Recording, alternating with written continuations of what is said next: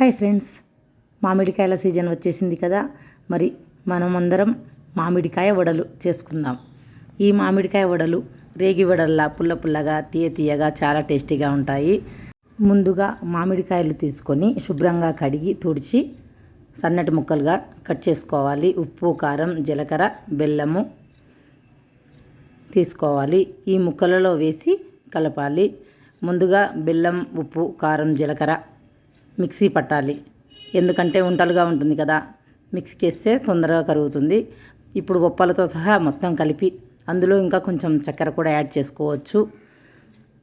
అన్నింటినీ కలిపి మిక్సీ చేయాలి, మెత్తగా మిక్సీ చేయాలి.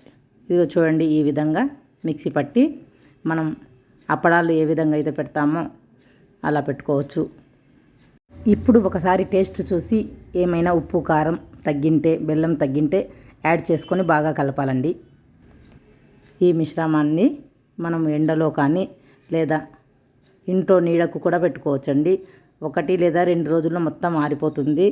మరీ పల్చగా పెట్టాల్సిన పని లేదు. కొంచెం మందం ఉంటే మనకు ఆరిపోయిన తర్వాత తీయడానికి వీలుగా ఉంటుంది. చాలా టేస్టీగా ఉంటాయి. ఒక్కసారి మీరు కూడా ట్రై చేసి చూడండి. ఈ విధంగా స్పూన్తో మొత్తం వేసేసి స్పూన్ తోటే అలా అనాలి.